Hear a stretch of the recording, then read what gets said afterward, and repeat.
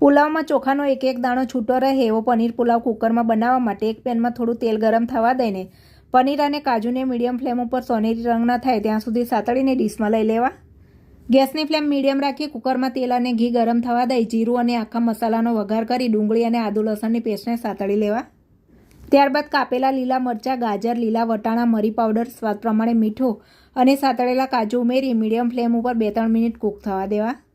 ત્યાર પછી ધોયેલા અને 30 મિનિટ પલાળી નિતારેલા 1 બાઉલ બાસમતી ચોખા, ગરમ મસાલો, સાતળીને રાખેલા પનીરના ટુકડા, 1.5 બાઉલ પાણી અને 1 લીંબુનો રસ ઉમેરી 1-2 મિનિટ જેવું પાણીને ગરમ થવા દેવું। ત્યારબાદ ઢાંકણ લગાવીને ફાસ્ટ ગેસ ઉપર કુકરની એક વિસલ કરી લેવી અને ગેસ બંધ કરી દઈ કુકરની જાતે જ ઠંડુ પડવા દેવું। કુકર ઠંડુ પડી જાય એટલે ઢાંકણ ખોલી પુલાવને હળવે ઉપર નીચે કરી લેવો અને કુકરનું ઢાંકણ ઊંધું લગાવી 10 મિનિટ પુલાવને રહેવા દેવો, જેથી પુલાવમાં ચોખાનો એક એક દાણો છૂટો થઈ જશે। તો ફ્રેન્ડ્સ, એકદમ સ્વાદિષ્ટ અને છૂટો પનીર પુલાવ તૈયાર છે।